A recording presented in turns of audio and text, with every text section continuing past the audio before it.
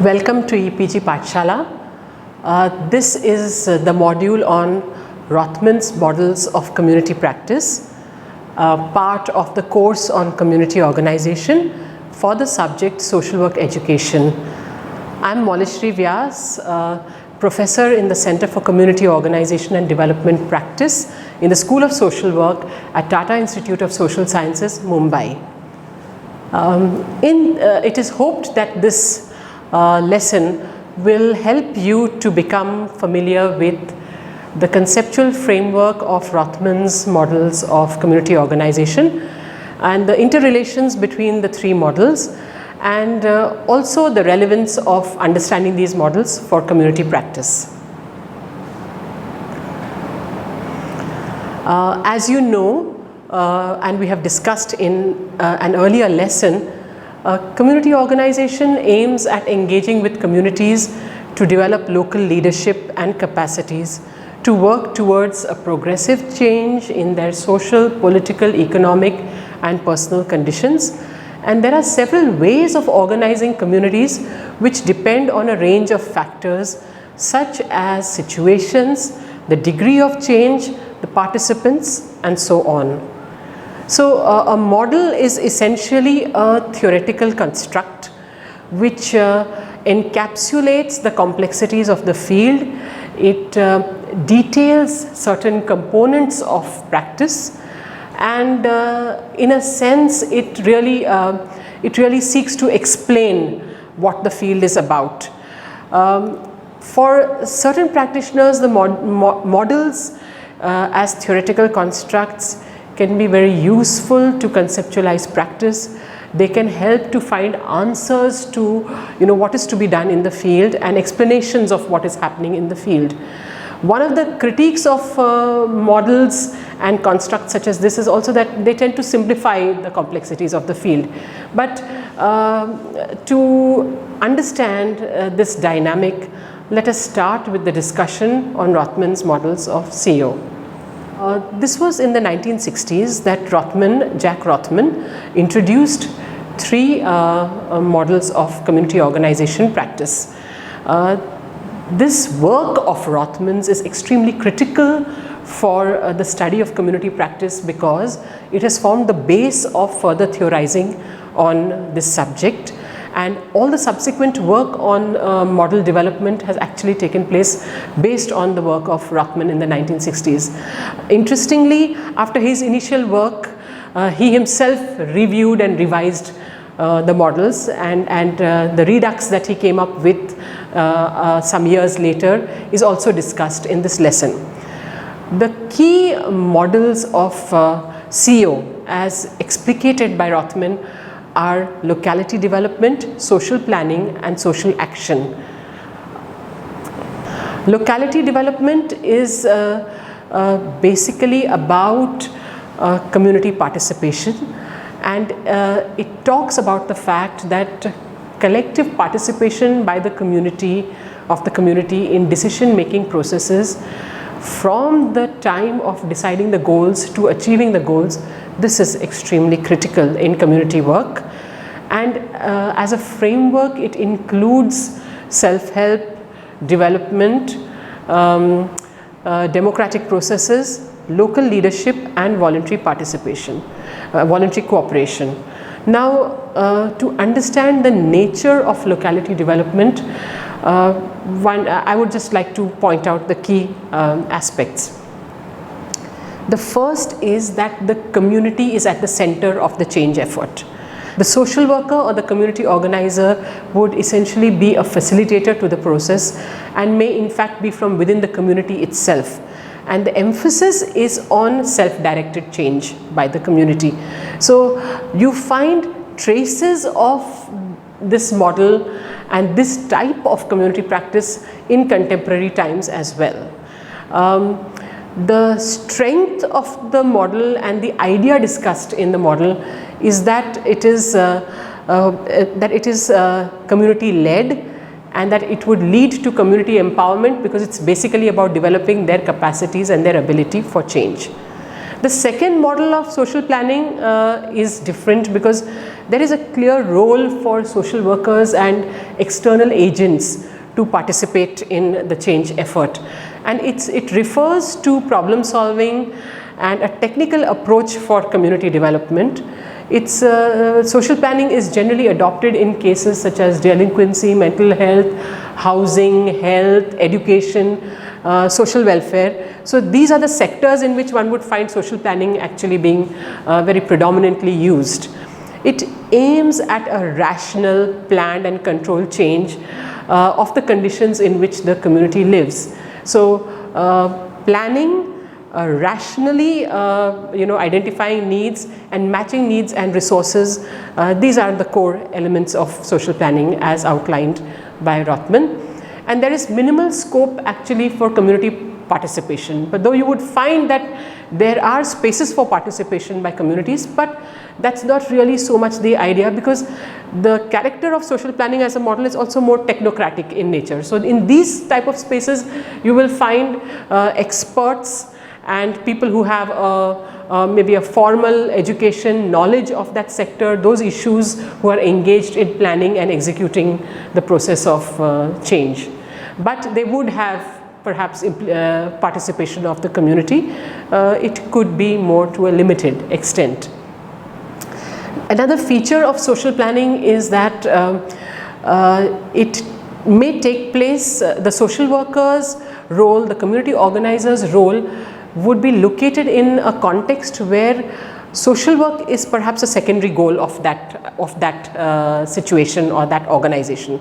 For example, to give you a simple example, social workers in schools, in hospitals, in health settings, where the goal of that institution is to work towards better health for the citizens or the constituencies, better education for the students and that sections of communities, and social work and the presence of social worker is to enhance that primary goal. So the location of the social worker in these settings is different from what you would find in other models. The third model of social action, it focuses on the significance of social justice and democracy in community development initiatives. This model also gives a more political edge to community organization as a field of practice, because it emphasizes the participation and the active involvement of marginalized people who organize at community level to bring about radical changes in the social institutions that are governing their lives. So whether it is through challenging existing systems, existing policies and laws, and therefore contesting them, or whether it is to engage in advocacy for introduction of new policies and measures for the disadvantaged and marginalized populations, or whether it is to engage in conflict with systems and with authorities to demand certain kinds of change. The social action model is based on a close connection with people. So whether it is through procedural action or advocacy, or through direct action and maybe more conflict-based approaches, the social action model emphasizes the fact that issues close to people's lives are taken up with certain extent of involvement by the people, or with large scale of involvement and ownership by the communities that are actually affected by those issues. Now, these three models, if we look at as an overview, we see that they have very distinct features, and they tell you in a very succinct way what that type of community practice is actually all about. In reality, however, these models are not so distinct, and they're often overlapping and constantly borrowing from each other. And so what emerges from these models is the complexity that you might have mix of models, or you might find certain organizations and practitioners using certain model at a particular point of time, and then another model when they are working on another issue.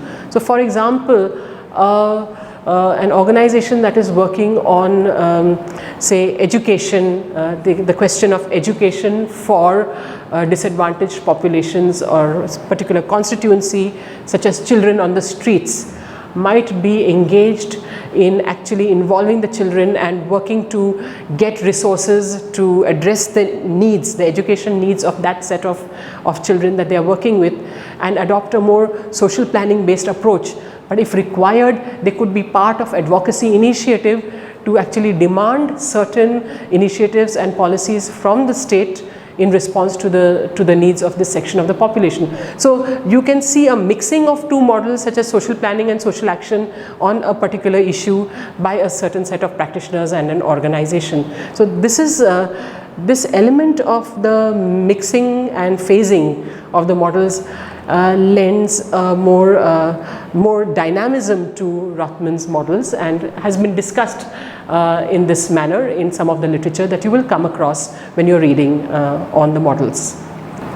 Very broadly, you will find that in Rothman's work, the three models of community organization are detailed along the lines of certain variables or certain parameters.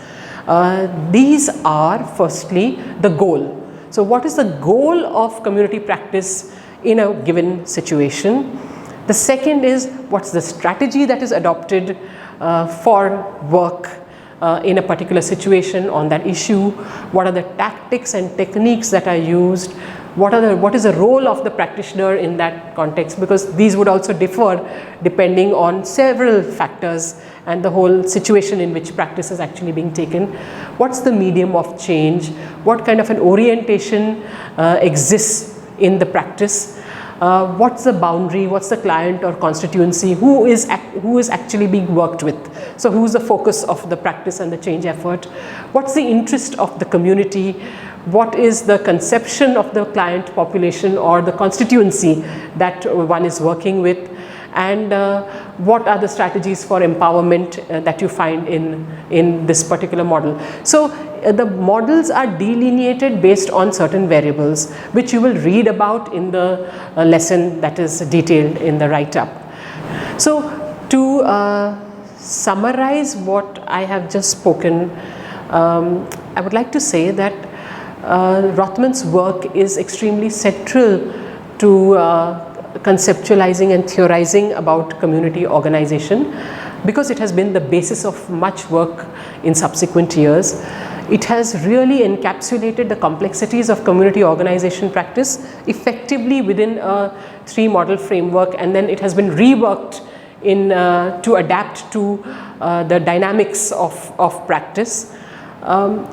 What we need to remember, I mean, in conclusion, I'd like to state that what you need to remember about study of models is that, apart from theorizing and developing knowledge about the field of community organization and the complexities of the field of community organization, such models are extremely critical in enabling the practitioner and the student to actually conceptualize practice. I have found very often that in the field and in discussions in the classroom that if you are asked to talk about community organization in your field of practice or in the fieldwork setting where you are located, then practitioners and students tend to be extremely descriptive, giving a lot of details about what is happening in the field, what they have done, how they have gone about strategizing for practice, and many details that come into a narrative of this kind. While such a narrative is rich in details and extremely valuable for various reasons, one can tend to get lost in all of these details. So it's necessary that we are able to conceptualize our practice along certain key parameters so that we are able to bring in the complexities into a framework that is straight, simple and easy to understand and to grasp.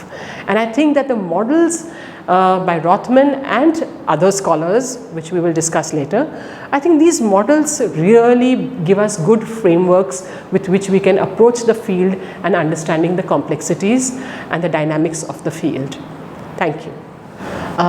As I mentioned earlier, Rothman's models may be found, in practice, you may find these types of community work actually interconnected and mixing with each other.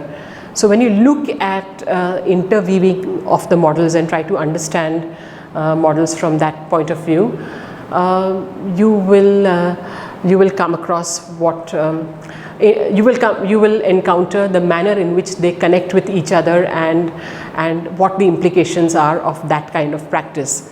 So by combining models, community practitioners can develop an appropriate composite mode of intervention that incorporates the features of more than one model. So if one is looking to models to direct and shape practice, then once we recognize the fact that they can be connected and they can actually be mixed and you may find different modes of practice, it will enable you to bring in more aspects into your work and the direction of your work.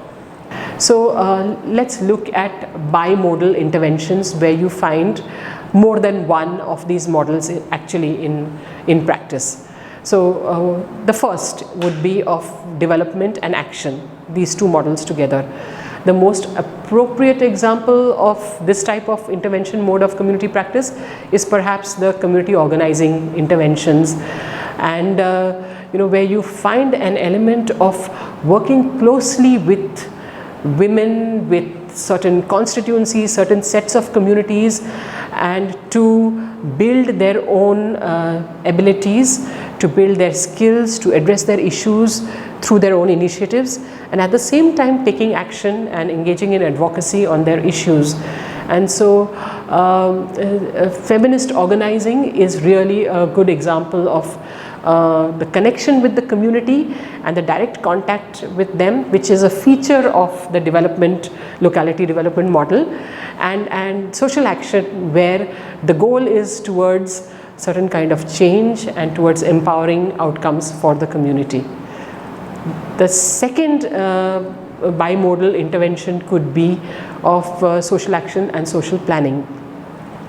So the action planning bimodal, you may get to see in consumer protection programs, or these programs were aimed at exposing the exploitation of consumers by corporates and government, and you would find therefore that both social action intervention and also social planning intervention are seen side by side and they go along with each other.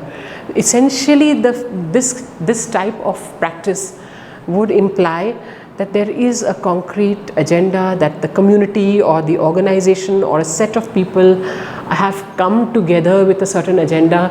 There has been an element of planning in building that coalition or building that collective, and then there are goals which are aimed at change or legislative reform towards which that coalition or collective or set of organizations actually works.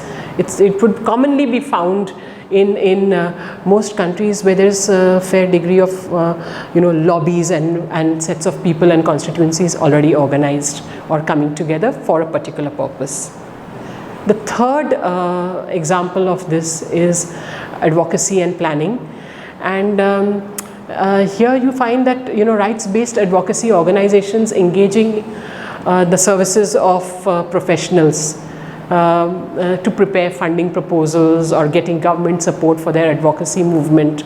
So so there is an agenda and there's a conscious effort to draw on expertise to support the agenda and that initiative. Now these professionals may not be permanent employees of the organization or connected with the organization on a long-term basis, but they play an important role in formulating the plans. So with a certain goal, expertise is drawn on to help to achieve the agenda or the objectives more effectively. In the bimodal intervention with planning and development, you find that there are enterprise and empowerment zones which aim at building the capacity of local minority communities by encouraging them to come together to start their own businesses. So building on community resources and interests and skills to develop enterprise through drawing on other resources and planning for effective use of expertise and resources from outside. And there's a strong emphasis on building the community agency and collective participation. But it's not entirely led by the community. So these programs will involve technical experts from government and from private sector for designing the program and the processes. So I think interesting example of this in the Indian context could also be planning processes, urban planning exercises, where there's a strong element of community involvement, community voice, and people being mobilized to and organized to have a voice and to put forth their views, but through an active interface with experts and planning authorities and individuals who are part of the process from the side of the government. Now, what we have discussed so far are the bimodal interventions. You also find certain instances where you will find all of the three models actually merging together in practice, and these could be together at one given point of time on a particular issue. You will find that there's a strong element of community participation and ownership of an issue. There is an involvement of experts and planning that is very consciously evident, and the community or people the constituencies who are at the center of this whole effort are also ready to mobilize for advocacy initiatives if it is required. So conceptually and in the field, it is possible to find all of these three models coming together and influencing the direction and the nature of the practice in a given situation. These models also pose certain dilemmas in terms of the aspects and the features which are a contradiction of sorts. Let's discuss a few of them. So say for example, if you're talking about locality development, the idea that there is a community which, with which one works, or the community that's working with a sense of direction and purpose and developing its capacities and seeking to participate more actively in its own change and transformation. Now, in such an idea of locality development, you may find that most locality development programs are often funded by external agencies and not the community. So there's already an external influence on the community. So there is, in that sense, no such thing as purely a community context. That may be not very commonly found. There is also so this is a kind of a gap in what one may call the conceptual integrity of this model, that there is bound to be that type of influence from other sources. The intervention could be funded both vertically by both vertically linked organizations which are hierarchical in nature and follow a top-down approach, or by other organizations which one can connect with horizontally. So there is very clearly that type of an influence as well. The second dilemma one may come across is of policy participation in social planning. With regard to policy participation in social planning, the dilemma would be the inclusion of the element of participation in the planning process. So is there scope for communities and constituencies to participate? Certain planning processes actually make a claim and seek to involve communities and key constituencies very actively, and so they talk about participatory planning. So actually, who gets included, who does not get included, these would be some of the questions that would emerge in such a process. And the inclusion of substantive and ancillary participation, again conceptually, it dilutes the features of the social planning model, because participation of the community may be kept minimal under the social planning model. So if social planning model emphasizes the role of experts and those with a certain kind of domain knowledge, and then it allows for community participation, then it moves away from being purely technocratic, and it then incorporates the other features of it incorporates features of other models. In regard to social action, one of the dilemmas is the complex engagement of numerous factors. Okay, so there are 3 dimensions that lend complexity to this model of social action. The first is that radical change, which is considered necessary for bringing about fundamental alteration in society and its structure, it's a narrow framework. Even a subtle change can result in a fundamental alteration. So all change, all significant change does not really need to come from radical measures. It can also come from measures that may be incremental in nature. Secondly, the concerned client constituency for such a mode, they've also become porous and expansive.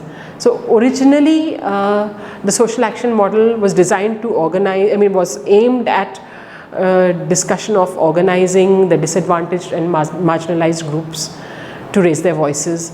Now you find that such models are also being used by political parties and landlords and other groups that are relatively more powerful in the larger context of development processes.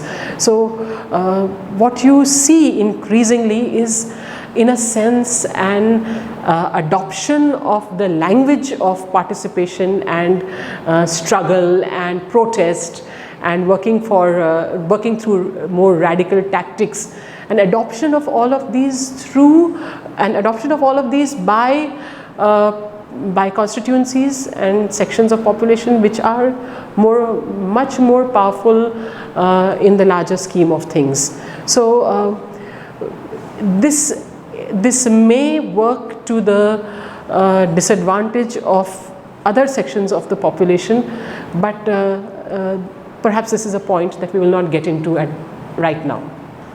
With regard to social action, the other question is that the tactics that were used in the conventional social action intervention mode were aggressive and assertive. So we're talking more about direct action here. Now negotiation, consensus building, data-based research are preferred tactics to organize communities. So what we're saying here is that social action, although it communicates the ideological essence of being very radical in nature, actually also has a very procedural side to it, where you use legal means available, recourse to action through available legal means to bring about the change that you want. And what we must recognize is the fact that all of these strategies and all of these approaches in community organization are actually they actually hinge on who the practitioners are.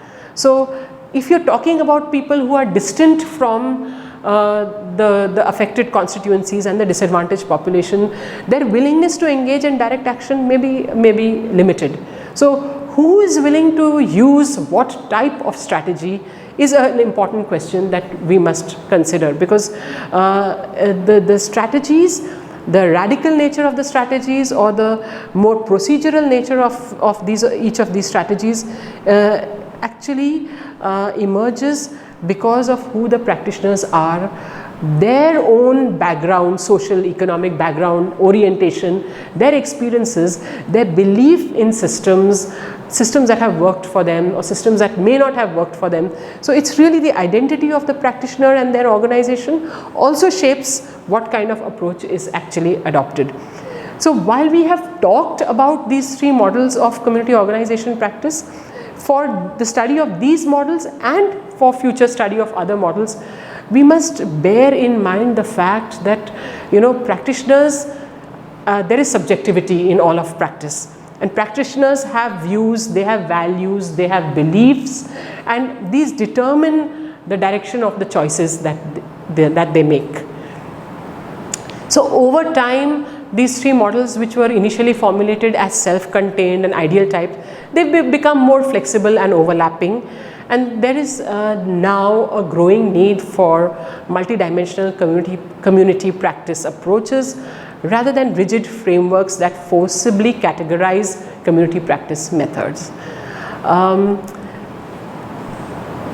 Community practitioners therefore must be alert to the need for transitioning from one mode to another at the appropriate time, and always keeping in view the best interests of the communities that they work with. The last point that must be made here is that today, as we study models of community practice, we will need to recognize the fact that the overall context of community organization has undergone a significant shift in the last few decades. So, in the context of globalization, changing identity of communities, fragmentation of communities, increasing atomization of lives of people, you know, what type of social planning would you actually see? What is the scope for social planning where there is a dilution of the welfare state, and social planning as a model is situated very closely with the idea of the welfare state and service provision to citizens.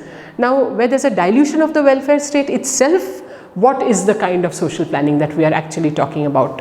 Where social action sees severe action, I mean, where democratic framework is being transformed gradually in terms of the spaces available for protest, the spaces available for questioning.